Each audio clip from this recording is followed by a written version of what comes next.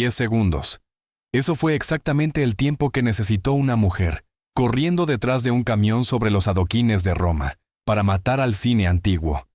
En el instante en que cayó sobre el asfalto, las divas relucientes de Hollywood comenzaron a aparecer muñecas de porcelana falsa. Ella no interpretó la muerte. Destruyó el concepto mismo de la actriz bella. En un mundo obsesionado con mentiras hermosas, Anna Magnani se convirtió en una verdad fea, de la que era imposible apartar la mirada. Tú hiciste clic en este video porque lo sientes. Los estándares modernos de belleza y éxito asfixian. Te dicen, sé la mejor versión de ti mismo. Oculta tus defectos. Sonríe. Anna Magnani hizo exactamente lo contrario. Tomó todo aquello que la sociedad etiquetaba como defectos. Sus ojeras profundas, su voz áspera, su manera ruda, casi de mercado, y lo convirtió en un arma de destrucción masiva. Hoy no vamos a leer una biografía seca de Wikipedia. Vamos a hacer algo distinto. Vamos a diseccionar la anatomía de una mujer que se negó a ser deseada para volverse inmortal. Aprenderás cómo su supuesta fealdad destruyó las carreras de estrellas de Hollywood perfectamente pulidas. Veremos por qué su rabia en pantalla aterrorizaba a los hombres, hasta hacerlos temblar físicamente, porque no era actuación, era una amenaza real. Y lo más importante, entenderemos por qué, al final de su vida, permaneció en absoluta soledad, demostrando un teorema aterrador. Ser auténtico significa ser incómodo para todos. He revisado decenas de entrevistas, grabaciones de archivo y memorias de contemporáneos para encontrar los detalles que los biógrafos suelen preferir callar. Olvida la imagen de una italiana alegre con un plato de pasta. Lo que tenemos frente a nosotros es una tragedia de proporciones antiguas y clásicas. La historia de Anna Magnani es un manual de supervivencia para un mundo que no quiere ver quién eres en realidad. Y no comienza en una alfombra roja, sino en el momento en que el viejo mundo se derrumbó. Acto 1. La muerte del teléfono blanco. Para comprender la magnitud de Anna Magnani como figura, primero debemos entender lo que destruyó. No se puede construir una estructura nueva sin demoler la anterior. En el caso de Magnani, esa estructura antigua era un género entero, una era completa de mentiras conocida como el cine de los teléfonos blancos. Imagina Italia bajo Mussolini, camisas negras en las calles, miedo, pobreza, una guerra que se aproxima. Pero en cuanto un espectador italiano entraba a una sala de cine, ingresaba a una alucinación estéril y desinfectada. En la pantalla reinaban las películas de teléfono blanco. Melodramas sentimentales ambientados en enormes departamentos, donde las mujeres vestían negligés de seda. Los hombres eran impecablemente galantes, y el mayor problema de la vida era un malentendido dentro de un triángulo amoroso. Esto era anestesia. El régimen utilizaba el cine para convencer a la nación. Vivimos en el paraíso. En este mundo, la mujer cumplía una función puramente decorativa. Debía ser una muñeca de porcelana, obediente, etérea, con un peinado perfecto que nunca se desordenaba, ni siquiera durante un ataque de histeria. Anna Magnani era la antítesis de este universo. Era un insulto físico a la estética del fascismo. Se lo dijeron directamente. Al inicio de su carrera, los directores la miraban con disgusto abierto. Era demasiado baja, demasiado morena, las ojeras eran demasiado profundas. Y esa voz, ronca, áspera, plebeya, una risa que sonaba como metal raspando contra vidrio. Un productor famoso le dijo directamente a la cara, «Ana, nunca serás una estrella. Tu rostro no refleja la luz. Pareces una sirvienta que acaba de robar la cubertería». No encajaba en los estándares. Y fue precisamente esa condición de no encajar lo que se convirtió en la dinamita colocada bajo los cimientos del cine antiguo. Magnani no intentó integrarse en el mundo de los teléfonos blancos. Esperó el momento para estrellar ese teléfono contra la pared. El momento de la verdad llegó en el año 1945. El director Roberto Rossellini, con quien Magnani mantenía una relación romántica tormentosa, estaba filmando la película Roma, Ciudad Abierta. Esto no era un rodaje normal. La película se robaba o se compraba en el mercado negro. Las escenas se filmaban en calles reales porque los estudios de Cinecittà habían sido destruidos por los bombardeos. La iluminación era improvisada, caótica, apenas funcional. El guión exigía que Magnani interpretara a Pina, una mujer embarazada de clase trabajadora, prometida de Francesco, un combatiente de la resistencia clandestina. La escena clave de la película. Los alemanes realizan una redada.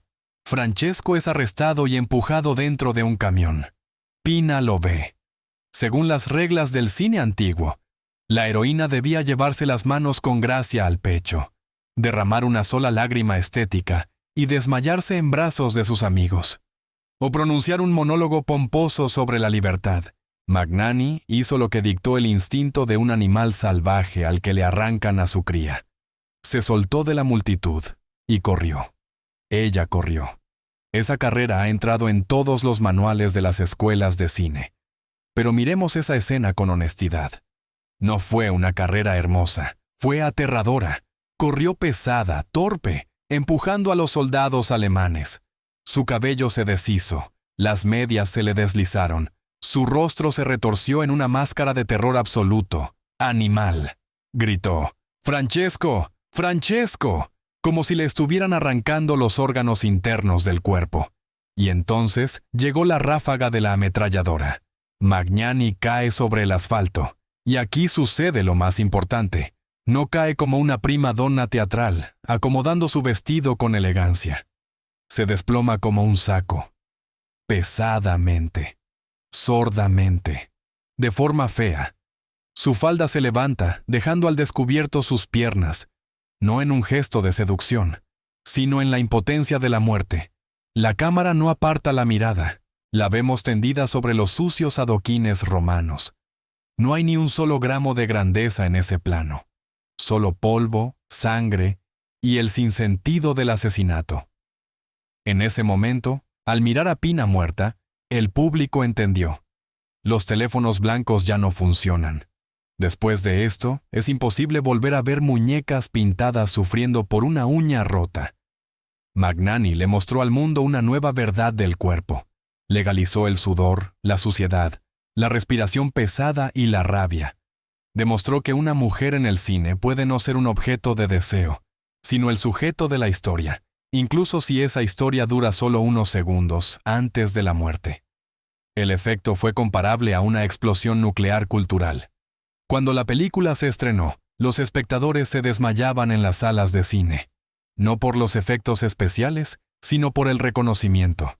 Se vieron a sí mismos en la pantalla. Magnani no estaba interpretando un papel. Se convirtió en un canal para el dolor colectivo de toda una nación que acababa de sobrevivir a una guerra. Más tarde, los críticos llamarían a esto neorrealismo. Pero para Anna era algo personal. En esa escena, ella no solo corría detrás de un camión. Corría lejos de su pasado, de cada productor que la había llamado fea. Con su muerte en pantalla, demostró que la vida no es seda ni champaña. La vida es sangre sobre el asfalto. Destruyó el mito de que una actriz debe ser bella para ser amada. Demostró lo contrario. Para ser verdaderamente amada, debes estar tan viva que duela mirarte. Pero, ¿de dónde venía esa rabia animal? ¿Por qué podía representar la desesperación como nadie más? La respuesta no está en su escuela de actuación, porque prácticamente no tuvo una. La respuesta está más profunda. En la infancia. En un lugar donde la palabra madre estaba prohibida. Acto 2. Anatomía del rechazo. Si la escena de la película Roma, Ciudad Abierta, fue su nacimiento público como actriz, entonces lo que vamos a analizar ahora fue su muerte privada como ser humano, una muerte que se repitió una y otra vez a lo largo de su vida. Estamos acostumbrados a llamar a Anna Magnani una loba. Los críticos de cine utilizan a menudo esta palabra para describir su temperamento feroz. su capacidad de arrancar la garganta a los enemigos de sus personajes, su voz gruñona. Pero recordemos la biología. Un lobo se vuelve agresivo solo en 2 casos: cuando tiene hambre o cuando está acorralado. Toda la vida de Anna Magnani fue la vida de una criatura acorralada desde el momento de su nacimiento. Su talento no fue un don divino, fue una patología, un efecto secundario de un vacío monstruoso en su pecho, del tamaño de la misma Roma que tanto amaba. Todo psicólogo lo sabe. La personalidad se forma antes de los 5 años. Durante esos años, Ana absorbió una lección que se convirtió en el guión de toda su vida. No eres necesaria. Nació fuera del matrimonio. En la Italia católica de comienzos del siglo XX, esto no era simplemente un estatus social. Era una marca, un estigma. Eres un error. Eres un pecado. Su padre desapareció antes de su primer llanto. Durante toda su vida intentaría encontrar rastros de él. Y cuando, ya adulta, finalmente lo encontró, él le cerró la puerta en la cara. Pero la verdadera tragedia no fue su padre. La verdadera tragedia tenía nombre propio. Marina. Su madre, Marina Magnani, cometió un acto que Ana jamás pudo perdonarle hasta el día de su muerte. Se fue. Se casó con un hombre austríaco adinerado y se mudó a Alejandría, en Egipto, dejando a la pequeña Ana al cuidado de su abuela en los barrios pobres de Roma. Imagina esta escena. No una escena cinematográfica, sino una real. Una niña pequeña observa cómo la persona más importante de su universo empaca sus maletas. Su madre elige una nueva vida, una nueva comodidad, un nuevo hombre. Y en esa nueva vida no hay lugar para Ana. Ana es equipaje viejo, demasiado costoso de transportar. Egipto se convirtió en el símbolo de un paraíso perdido para Magnani. En la adolescencia, hizo un intento desesperado por recuperar el amor. Viajó a Alejandría para ver a su madre. Creía que sería un reencuentro. Esperaba abrazos, lágrimas, arrepentimiento. La realidad la golpeó con toda su fuerza. Marina recibió a su hija con frialdad, como a un pariente lejano que llega en un momento inconveniente. Tenía su propia familia, su propia vida social, su propio mundo. Ana era un cuerpo extraño allí, ruda, ruidosa, demasiado romana para la sociedad refinada de su madre. Regresó a Roma no solo rechazada, regresó con una comprensión absolutamente clara. El amor no existe, solo existe el poder. Fue allí, en el viaje de regreso de Egipto a Italia, donde murió la niña y nació la actriz. Magnani comprendió una verdad aterradora. Si permaneces en silencio, serás olvidada. Si pides, te rechazarán. Si muestras debilidad, te destruirán. Desarrolló una estrategia que se convirtió en su estilo distintivo, tanto en la vida como en la pantalla: la agresión preventiva. Decidió volverse tan ruidosa, tan visible, tan insoportable, que el mundo simplemente no pudiera ignorarla. Su legendaria naturalidad no era libertad, era una armadura. ¿Por qué gritaba en pantalla de una manera que helaba la sangre del público? Porque, en lo más profundo, seguía gritándole a esa madre que se marchaba: «Mírame, estoy aquí, existo». Llenaba todo el espacio disponible con su presencia. En sus relaciones con los hombres, era una tirana. Los asfixiaba con su cuidado, sus celos, sus escándalos. No era la pasión de una mujer madura. Era el pánico de una niña aferrada a la pierna de un adulto que se va, desesperada por no ser abandonada otra vez. Se vengaba de cada hombre por su padre, y exigía de cada pareja el amor incondicional que su madre le había negado. Por supuesto, nadie podía soportar esa presión. Y cuando se iban, ella sentía una satisfacción amarga. Lo sabía. Todos se van. Aquí se encuentra el secreto de su genio, uno que las actrices modernas no pueden reproducir. Cuando las actrices contemporáneas interpretan un drama, imaginan el dolor. Utilizan técnicas de memoria emocional. Anna Magnani no utilizaba ninguna técnica. Simplemente abría las compuertas. Conocía la humillación íntimamente. Sabía lo que era ser mirada como alguien de segunda categoría. Sabía que su rostro era incorrecto, que su nariz era demasiado larga, que su cuerpo era robusto. Y en lugar de ocultarlo, lo arrojaba al público como un desafío. Sí, así soy. Y me van a mirar. Convirtió su trauma en combustible. En cada uno de sus personajes, ya fuera Pina en Roma, Ciudad Abierta, Madalena en La Más Bella, o Mama Roma en Mama Roma, vemos esta lucha desesperada por la dignidad. Sus heroínas son siempre mujeres al límite, mujeres golpeadas por la vida, que se levantan y le escupen en la cara. Esto no era actuación, era terapia transmitida en vivo. La cámara se convirtió en la madre ideal para ella, la que nunca parpadea y solo la mira a ella. Solo frente al lente se sentía segura, porque mientras la cámara estuviera rodando, ella era el centro del universo. Por eso le aterraba tanto envejecer y perder popularidad. Para ella no significaba simplemente perder trabajo. Significaba regresar al estado de aquella niña abandonada con su abuela. Ser olvidada por el público era, para Magnani, equivalente a la muerte. Esta vulnerabilidad profunda y sangrante la convirtió en un monstruo en la vida, pero en una diosa en la pantalla. El espectador lo sentía en la piel. No había falsedad alguna, porque no se puede interpretar un dolor así si no lo llevas dentro todos los días, como un arma cargada. Pero ¿qué sucede cuando esta fuerza desatada, traumatizada, completamente no conforme, choca con la máquina de fabricación de ilusiones más despiadada del mundo? ¿Qué ocurre cuando la loba romana se encuentra con Hollywood? Acto 3. La anomalía de Hollywood. Mediados de la década de los años 1950. Hollywood no es solo un lugar en el mapa. Es una sala de operaciones estéril diseñada para eliminar la imperfección humana. Esta es la era del Technicolor, donde el pasto es más verde que en la vida real, y los dientes son más blancos de lo que la naturaleza permite. Las diosas se sientan en el trono. Grace Kelly, Elizabeth Taylor, Audrey Hepburn. Son mujeres flor, mujeres estatua. Existen para ser admiradas, para ser rescatadas, para decorar la vida de los hombres. Y en esta reserva natural brillante irrumpe Anna Magnani. Su llegada al cine estadounidense fue como soltar un oso salvaje en una gala de etiqueta. No fue simplemente una diferencia cultural. Fue un conflicto biológico.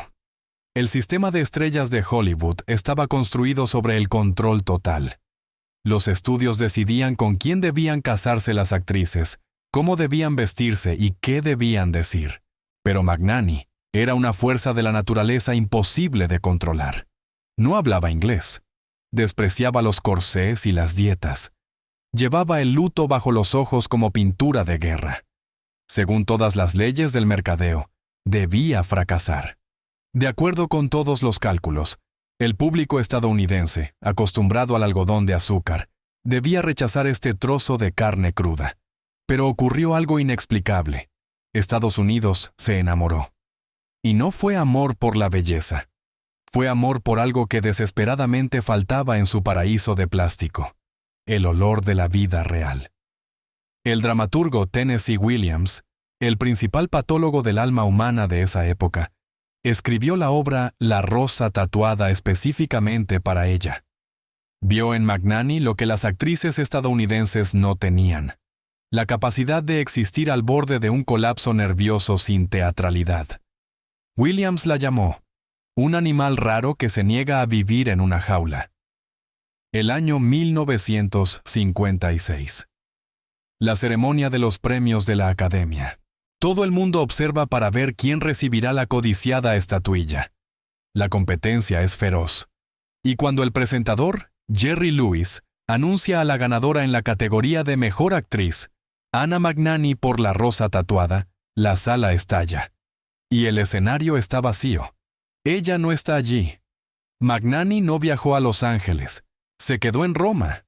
Fue una bofetada sin precedentes a la industria de la vanidad. Actrices de todo el mundo habrían matado por ese momento de triunfo. por la oportunidad de agradecer desde el escenario a su madre, a su padre y a su productor. Magnani eligió quedarse en casa, con su perro enfermo y su soledad. Se enteró de su victoria a las 5:30 de la mañana, hora de Roma. Un periodista estadounidense la llamó. La reacción de Magnani fue la destilación más pura de su carácter. No gritó de alegría, comenzó a maldecir. Pensó que era una broma cruel. «¿Cómo se atreve a bromear así conmigo?», gritó al teléfono, lista para estrellarlo contra la pared. Le tomó varios minutos y la confirmación de amigos para creerlo. ¿Por qué no fue? La explicación oficial fue el miedo a volar. La razón real fue el miedo al rechazo. Su guión interno de fracaso era tan poderoso que estaba segura de que no ganaría. No quería sentarse en la audiencia y ver a otra mujer, bella, correcta, estadounidense, recibir el premio. Prefirió esconderse. Este Oscar se volvió histórico no por el hecho de haberlo recibido, sino por aquello por lo que lo recibió. Interpretó a Serafina Delle Rose, una viuda enloquecida por el duelo y la frustración sexual. Aparece en pantalla despeinada, empapada de sudor, con un camisón pegado al cuerpo. Grita, pelea, se retuerce. Esto era el anti-Marilyn Monroe. Si Monroe vendía la promesa del sexo, Magnani mostraba las consecuencias de la pasión. Mostraba que el amor no es un beso al atardecer, sino suciedad, dolor, celos y peso físico. Anna Magnani se convirtió en la primera mujer italiana en recibir un premio de la Academia, pero su victoria significaba algo mucho más grande. Creó un precedente. El carácter es más importante que la belleza. Obligó a Hollywood a admitir que una mujer puede ser mayor, agotada, áspera, y aún así, seguir siendo el centro de gravedad. Demostró que la sexualidad no vive en proporciones perfectas. La sexualidad vive en la energía. En una entrevista de aquella época dijo: «No soy actriz, soy una mujer que vive sus papeles». Los críticos estadounidenses quedaron atónitos. Estaban acostumbrados al método, a las escuelas de actuación, a la técnica. Y de pronto, apareció una mujer que simplemente se abría las venas frente a la cámara, en sentido metafórico, aunque a veces parecía casi literal, y permitía que el público viera correr la sangre. Hollywood intentó domesticarla. Le ofrecieron contratos, dinero, mansiones. Pero ella regresó a Roma. Entendió que en Hollywood se convertiría en un animal exótico dentro de un zoológico. Y ella necesitaba libertad. Necesitaba sus calles romanas, sus gatos, su vida real. Se fue como vencedora, dejando a Estados Unidos en estado de confusión. Demostró que se pueden romper todas las reglas del juego, no aprender el idioma, no presentarse a la ceremonia, y aún así obligar al mundo a inclinar la cabeza. Porque la verdad es el único idioma que no necesita traducción. Pero este triunfo profesional tenía un reverso oscuro. Cuanto más alto ascendía como actriz, más se derrumbaba su vida personal. Su éxito intimidaba a los hombres, su fuerza los emasculaba. Y la batalla más brutal no la esperaba en Hollywood, sino en casa, en Italia. Una batalla en la que se utilizó el arma más traicionera posible: otra mujer.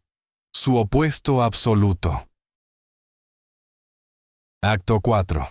El amor como campo de batalla. ¿Crees que sabes lo que es un triángulo amoroso? Olvida todo lo que has visto en los melodramas. Lo que ocurrió entre Anna Magnani, Roberto Rossellini e Ingrid Bergman no fue un chisme social. Fue una guerra antigua, donde las cámaras de cine reemplazaron a las espadas y los volcanes activos se convirtieron en el campo de batalla. Esta es la historia de cómo la actriz más grande de Italia chocó con la peor pesadilla de cualquier mujer: ser reemplazada por una versión más joven, más bella y más correcta de sí misma. Roberto Rossellini y Anna Magnani no eran simplemente amantes, eran el rey y la reina de Roma. Su relación se parecía a una erupción permanente. Rompían platos en restaurantes, se gritaban en los rodajes y se reconciliaban con la misma furia con la que peleaban. Era una unión de iguales. una unión de tierra y fuego. Pero Rossellini era director, y los directores siempre buscan una nueva musa. Entonces apareció Ingrid Bergman, una superestrella sueca, un ícono de Hollywood. La encarnación de la frialdad nórdica, la elegancia y la perfección absoluta. Ella le escribió a Rossellini una carta que se volvió famosa. Si necesita una actriz que hable inglés muy bien, que aún no haya olvidado el alemán, que entienda algo de francés y que solo sepa decir «ti amo» en italiano, estoy lista para ir. Para Magnani, esa carta fue una sentencia de muerte, pero el golpe fue doble. Rossellini no solo la dejó por otra mujer, le entregó su papel a esa mujer.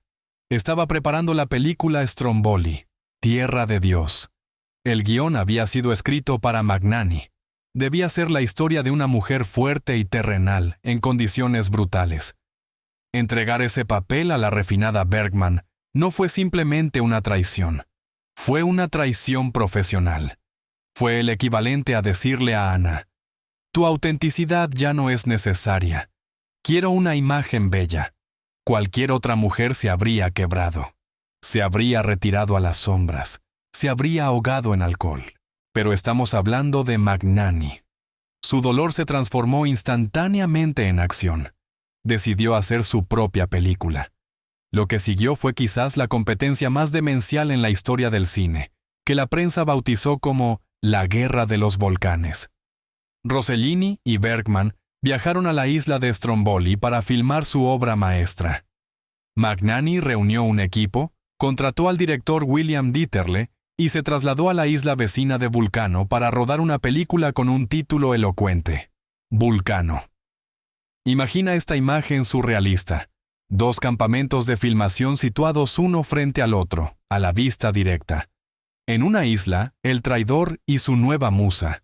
En la otra, la furia abandonada, trabajando con obsesión maníaca. Magnani filmó en condiciones inhumanas, calor insoportable, el olor sofocante del azufre, rocas volcánicas afiladas, cargaba piedras, se lanzaba al mar, se abría los pies hasta sangrar. Quería demostrarle una sola cosa a Rossellini: tu mujer sueca nunca será tan real como yo. Ella actuará el sufrimiento. Yo lo estoy viviendo ahora mismo. Los periodistas enloquecieron. Fue el primer reality show de escala mundial. Italia se dividió en dos bandos. La gente común apoyaba a Ana. Ella era una de los nuestros. Traicionada, herida, pero orgullosa. Bergman era percibida como una invasora, una ladrona de maridos ajenos. Y la propia Bergman estaba casada, lo que provocó un escándalo enorme. Magnani utilizó el rodaje como un exorcismo. Cada plano de Vulcano está empapado de su odio y su anhelo personales. Ella no interpretaba a una mujer traicionada. Estaba documentando su propia agonía. En la distribución, ninguna de las dos películas fue una obra maestra absoluta. Stromboli sería reconocida más tarde como un clásico, mientras que Vulcano quedaría más bien como una curiosidad histórica. Pero en la guerra psicológica, Magnani ganó. ¿Por qué? Porque expuso el problema central de Rossellini. Él intentó convertir a la fría Bergman en una Magnani ardiente. Forzó a Ingrid a caminar por el barro, a vestir harapos, a ser natural. Pero se veía falso. El público veía a una princesa disfrazada. Mientras tanto, en la isla vecina, Magnani era tan orgánica como la lava misma. Este episodio consolidó definitivamente su estatus como la madre eterna de Roma y como símbolo de la resistencia femenina. Le mostró al mundo cómo enfrentar la traición, no con lágrimas sobre la almohada, sino con trabajo. Transformó la humillación en arte. Rossellini más tarde admitiría su error. Su matrimonio con Bergman se derrumbaría. Comprendería que había buscado el reflejo de Ana en otras mujeres, pero solo encontró copias pálidas. Pero ya era demasiado tarde. Ana salió de esta batalla con cicatrices que jamás sanarían. Entendió que los hombres siempre elegirían el envoltorio bonito, incluso si por dentro hubiera vacío. Comprendió que su destino era ser fuerte, porque no tenía derecho a ser débil. Después de la guerra de los volcanes, apareció esa pesadez infinita y plomiza en su mirada, la que vemos en sus trabajos posteriores. Dejó de luchar por los hombres. Entendió que lo único que jamás la traicionaría sería su rostro, sus arrugas y su talento. Y fue hacia eso, hacia su rostro como crónica del dolor, a donde llegaría en el capítulo final de su vida. Haría algo que ninguna estrella moderna de las redes sociales se atrevería jamás a hacer. Convertiría su vejez en un manifiesto. Acto 5. La filosofía de las arrugas. Hemos llegado al final. Y este final no trata sobre la muerte. Trata sobre el acto de rebelión más radical que una mujer puede cometer en el espacio público. Vamos a hablar del derecho a envejecer. En el mundo del cine, envejecer es un crimen. Es un pecado por el cual las actrices son expulsadas del paraíso. En el momento en que aparecen los primeros rastros del tiempo en el rostro de una mujer, la industria comienza a susurrar: escóndelo, córtalo, inyéctalo. Finge que todavía tienes 30 años. Las mujeres se someten al bisturí de los cirujanos, convirtiendo sus rostros en máscaras congeladas, solo para seguir siendo empleables, solo para seguir siendo deseadas. Anna Magnani se encontró con la vejez no como con una sentencia, sino como con una coronación. Para la década de los años 1960, ya se había convertido en un ícono, pero en un ícono incómodo. Los directores de la nueva ola la respetaban, pero temían elegirla. Era demasiado monumental, demasiado pesada para el cine ligero y pop de esa época. Le ofrecían papeles, pero con condiciones. Ajustaremos un poco la iluminación. Aplicaremos filtros. La haremos ver más joven. Querían vender nostalgia por la Magnani joven. Querían borrar los últimos 20 años de su vida. Y entonces pronunció una frase que debería estar grabada sobre la entrada de cada salón de belleza. Antes de filmar, un maquillador estiró la mano para cubrir los pliegues profundos alrededor de sus ojos y su boca. Magnani le agarró la mano y dijo: «Déjelas. No se atreva a tocar mis arrugas. Trabajé demasiado duro para ganarme cada una de ellas». Piensa en el significado de estas palabras. Para el mundo moderno, una arruga es un defecto, un error en el sistema, una señal de que te descuidaste. Para Magnani, una arruga era un trofeo. Ella veía su rostro no como una imagen para una revista, sino como una biografía. Cada línea de su cara tenía un nombre. Ese pliegue junto a la boca era el dolor de la partida de Rossellini. Esa red alrededor de los ojos eran las noches sin dormir por la enfermedad de su hijo. Esa arruga en la frente eran años de batallas con productores. Borrar sus arrugas habría significado traicionarse. Habría significado decir: nada de este dolor existió. Nada de esta vida existió. Solo soy una muñeca. Se negó a reiniciar su experiencia para la comodidad del espectador. En sus últimos años, llegó a parecerse a un antiguo monumento romano. Los romanos no revocan el Coliseo para que luzca como nuevo. Se enorgullecen de sus grietas, porque las grietas prueban que resistió. Magnani se convirtió en ese Coliseo. En la película Roma de Federico Fellini, hay una escena que se volvió su despedida. Es casi un documental. Noche. Una calle romana oscura. Magnani camina hacia su casa, exhausta, envuelta en un chal. La voz de Fellini, fuera de campo, se dirige a ella. «Ana, ¿puedo hacerle una pregunta?» Ella se da la vuelta. Vemos su rostro en primer plano, sin adornos, bolsas bajo los ojos, párpados pesados, cabello despeinado. Mira directamente a la cámara con una ironía cansada. Le cierra la puerta al director en la cara y dice: «¿Qué pregunta? Déjeme en paz. Quiero dormir. Buenas noches». Y la puerta se cierra. Estas fueron sus últimas palabras en pantalla. Un año después, moriría de cáncer de páncreas. Pero esta escena contiene una sabiduría inmensa. Se negó a interpretar el papel de la gran actriz. Se negó a entretener. Mostró que una mujer tiene derecho a estar cansada. Tiene derecho a no ser atractiva. Tiene derecho a simplemente querer dormir, en lugar de ser la musa de un director brillante.